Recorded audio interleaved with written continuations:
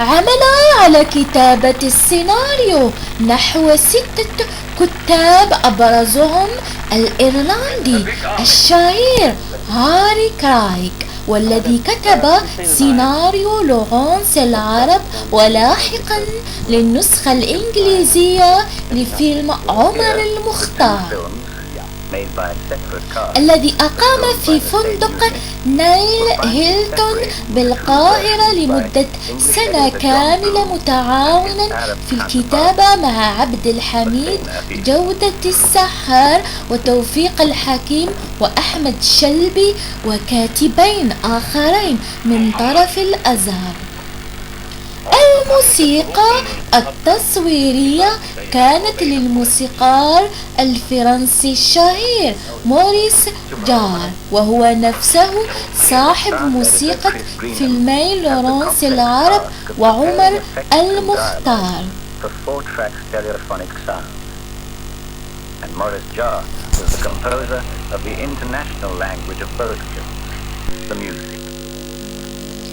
لقاء العقاد ممانعة استديوهات هوليوود لإنتاج فيلم حول أصول الإسلام، وكان لإطلاق النار فيلمه بتمويل الكويتيين والسعوديين.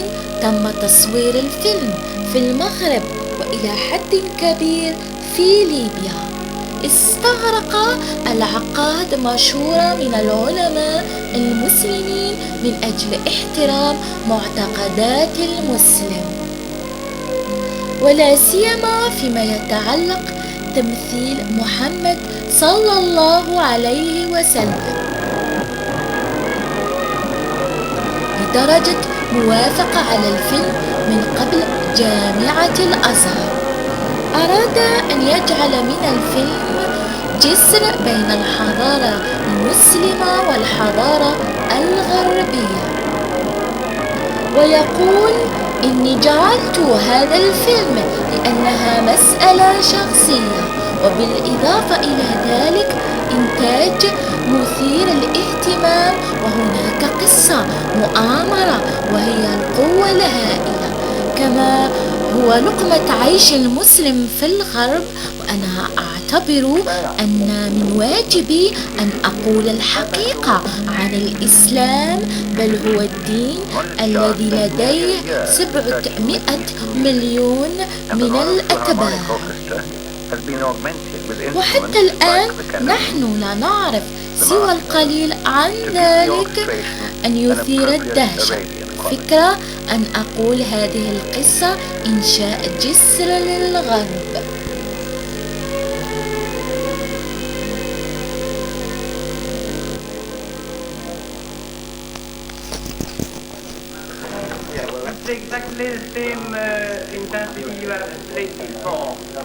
Maurice Jarre's music is the finishing touch of Oscar-winning quality to an epic film that has engaged the وبالرغم من هذه الاحتياطات وبعض دور السينما، حيث كان في الاستقبال الفيلم تهديدات هاتفية من أولئك الذين يعتقدون أن الفيلم يشكل جريمة ضد محمد صلى الله عليه وسلم،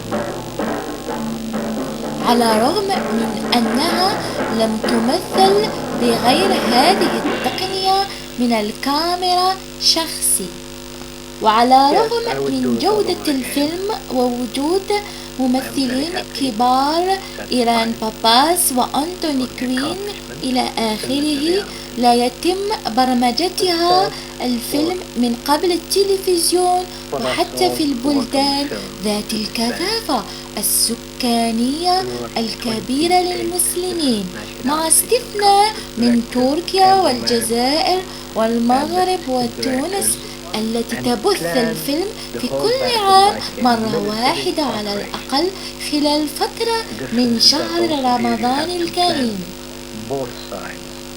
تم حظر عرض الفيلم في المملكة العربية السعودية بسبب تمثيل بعض الصحابة من محمد.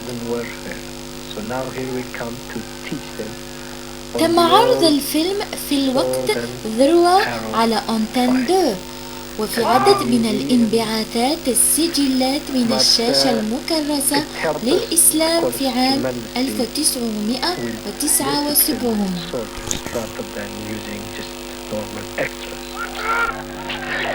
حقا فقد نصر مصطفى العقاد يرحمه الله النبي محمد صلى الله عليه وسلم عند الغرب وحتى عند العرب، فقد كانت حياة الرسول محمد صلى الله عليه وسلم مبهمة عند الكثير من الناس.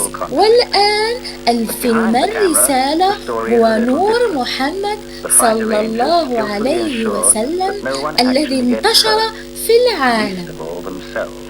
وحقا حتى الغرب أصبحوا يتكلمون عنه ويمدحونه ويحبونه وبواسطة معرفته من خلال هذا الفيلم.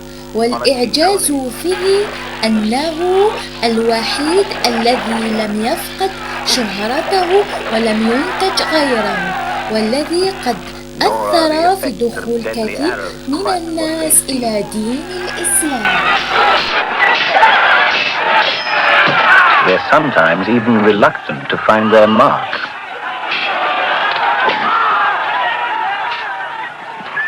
But leaving the battle till last gives the director the opportunity to work off all the aggression and frustration that has built up over the past 18 months.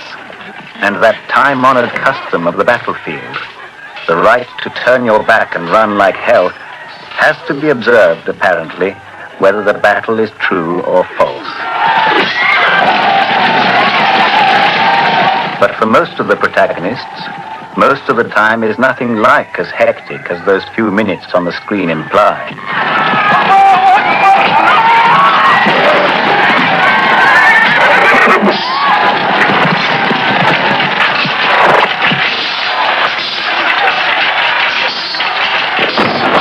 There's plenty of lying around on the endless beach, waiting in vain for the tide to come in. There is even time for the star to talk to Mohammed Sanusi, the associate producer, about the art of filmmaking. People waiting to Mohammed. Well, I think that there are about 250 actors here, and I think that generally the way pictures are going nowadays, and the content of the pictures, and the violence of pictures, I think that we were all kind of so happy to be in a picture that's spoken about the spiritual quality in man rather than the violence of man.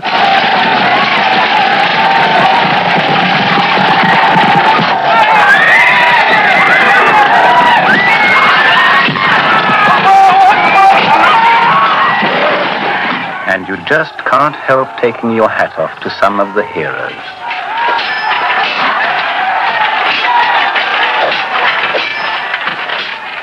And even at the height of the most complex military embroilment, civil routines have to be ruthlessly observed. Wait for life.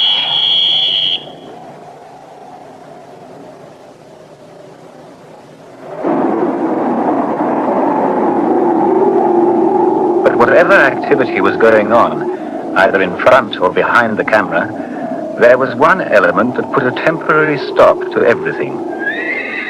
In the first Battle of Bedra, the Muslims were assisted by the timely intervention of a sandstorm. This second Battle of Bedra was frequently and frustratingly interrupted by the same phenomenon. It seemed the wind's purpose was to sandblast this human blemish, this vast film unit, off the smooth face of the Sahara. If that was its intention, it failed. But it certainly held up shooting with its blinding, cutting fog of sand. And yet, when the real thing was required for the story, it had to be provided under controlled conditions by an old Second World War Spitfire engine.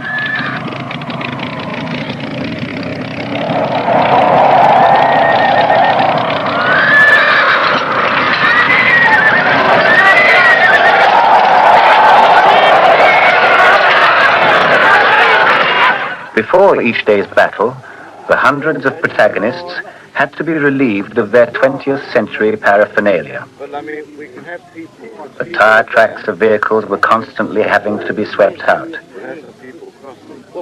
Hundreds of turbans had to be tied and retied in precisely the same shape as they were the day before. The eyes for all this continuity detail were Phyllis Crocker's and her Arab counterpart, Maher Shafiq Ibrahim's. And it was their responsibility to convey a coherent account of all this apparent chaos of the battlefield in Libya to the two sets of cutting rooms back in London. Starter.